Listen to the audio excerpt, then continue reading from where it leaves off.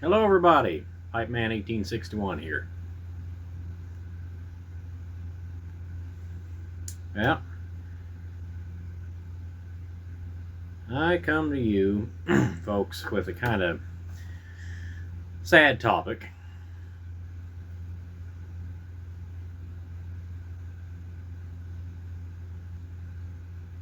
Before I get into that, I'm smoking tonight in my Estella 320 KS.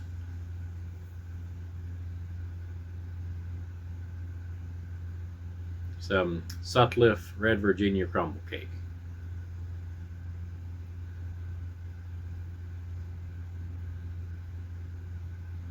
I really love this tobacco.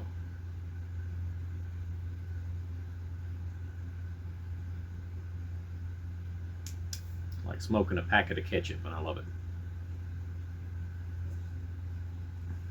Well, I'm smoking this tobacco tonight because the topic I wanted to address is the recent news of the Sutliff takeover by Scandinavian Tobacco Group.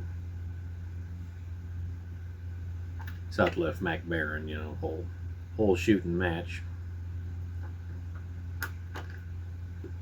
And I thought I'd put in my 2 cents worth on that. I have about as much information as I think anybody else does, and no more.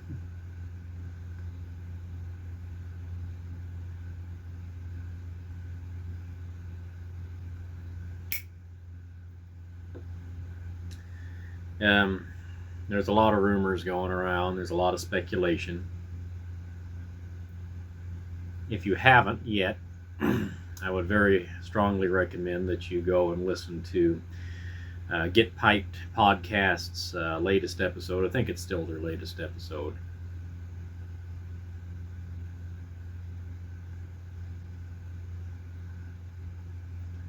And the topic is the takeover, buyout, whatever you want to call it. I prefer takeover. And they go over what it really means. They have all the latest information that's available at the moment.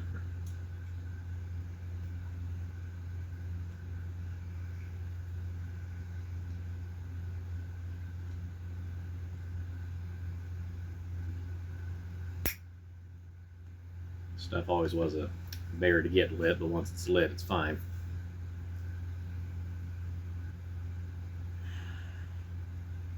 But I would go, and if you haven't already, I would go and listen to that episode of their podcast, because that'll give you more information than I think you can get generally elsewhere.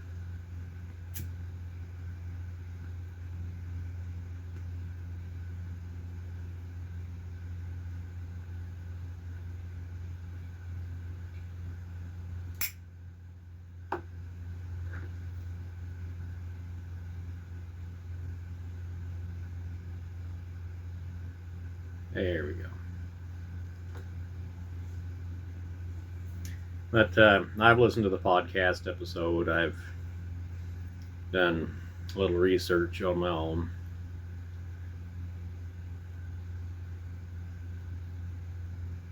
And from everything I've heard and read and thought about, this is my take on this. To everybody who's saying that, it's a takeover by a foreign company of an American company, to them I will say that McBaron owned Sutliff, and McBaron was I believe, a Scandinavian company. Sweden or Norway, I can't remember which. I could be wrong on both of those, but so McBaron, a foreign company, already owns Sutliff. So as far as that point goes, that doesn't bother me much. However, the fact that they are shutting down Sutliff, the effectively and moving everything overseas. That bothers me greatly.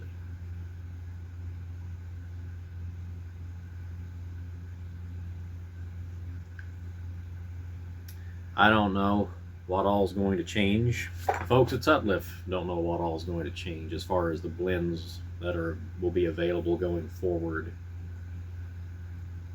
You're not sure.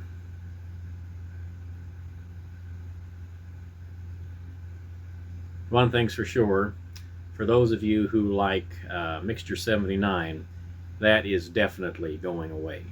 That is a sure thing. So if you like Mixture 79, stock up now. Because there's a special process. They went over this in the podcast episode. There's a special process that Sutliff puts that tobacco through. They are the only ones who have the machine to do it. That machine is not being brought over to Europe with the moving of the company. So Mixture 79 will be no more.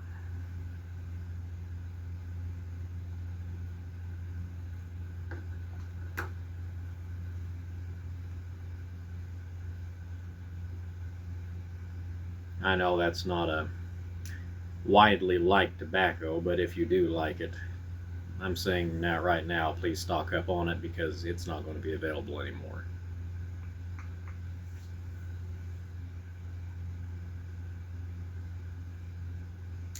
I don't know what they're going to keep. Nobody does. Other than that, you know. But this whole thing has further-reaching implications than what anybody really thinks about, because not only, and like I say, this is all in the podcast episode, so go and listen to this after you listen to me, because you're going to get a better rounded picture of this. But when Sutliff goes away effectively in the United States,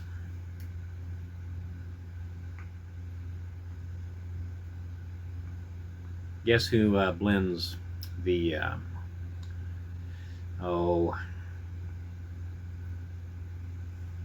plum pudding? Seattle Pipe Club. Guess who blends those blends? Sutliff blends them. They provide the tobacco, they blend it, they tin it. That's not going to happen anymore. So unless the Seattle Pipe Club people can find another company to blend that, which who knows, that's going away too.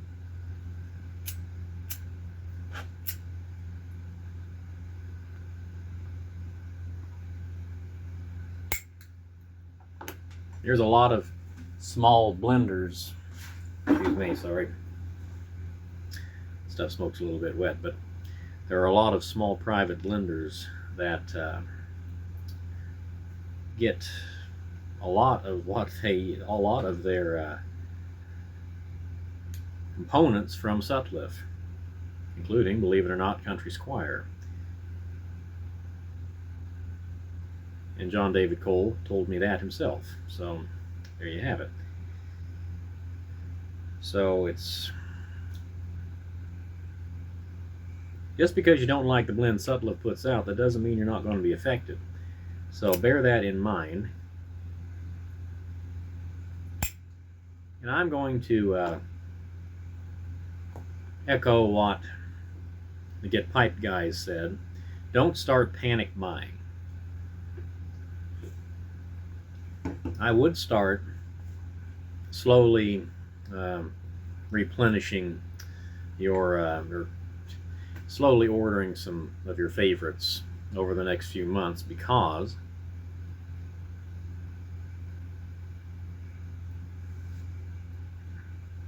the spring of this next year is when Sutliff, in the United States at least, is done.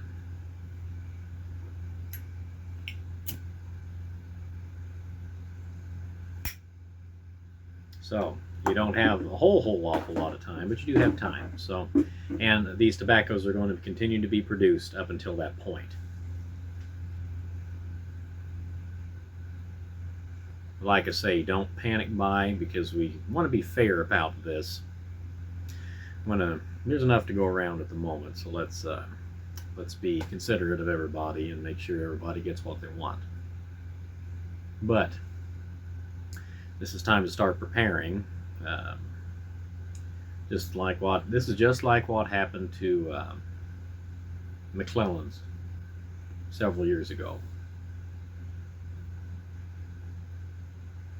The thing is, we have some warning about this, so as you see things that you want and your favorites, I would stock up on them. I'd get them in.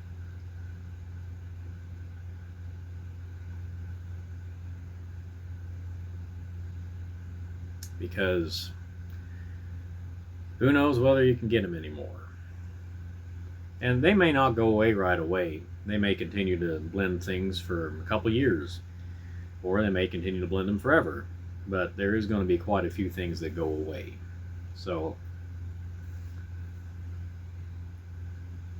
and even if they don't, the blends themselves don't go away, the recipes will probably change. Because another thing you got to remember, over in the UK, and Scandinavia, etc. Not UK, Europe. They have far stricter laws as far as what flavorings and what components you can put in tobacco. So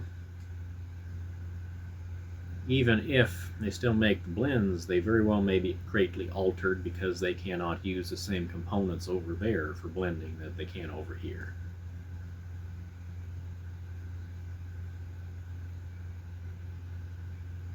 So these are all things that we have to consider going forward. It's not a simple problem.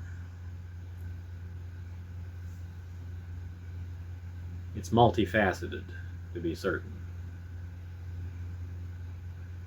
Anyway, I could talk all night about this, but I guess the long and short of it is, it makes me very sad to see basically the end of a good old American company with a long history, 175-year history.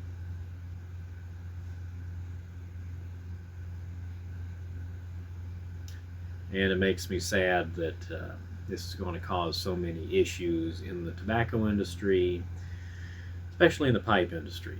It's going to make things difficult, at least for quite a while. Now, mind you, the tobacco industry is not going anywhere. The pipe tobacco industry, it's not going anywhere. We're still here. We still like pipe tobacco, and there's a lot of people who care about it. And they're going to make every effort to keep things going as normal, or as normal as it can be. But things are going to change. What's available is going to change.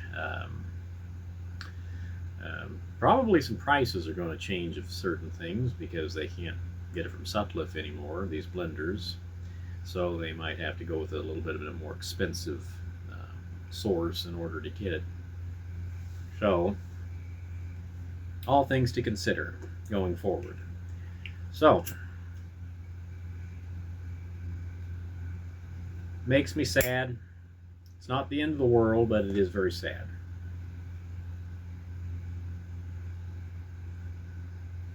But if you're unsure whether your favorite blend is produced by Sutliff or with Sutliff components, I'd do some research to see. If it is, I would stock up.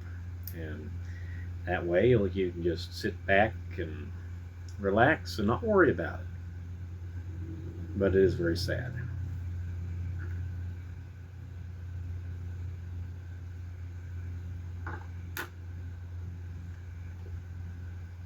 Anyway, I've talked enough about that. I've been talking for almost 15 minutes and probably haven't said much of anything, but those are my 2 cents on it. It's very sad.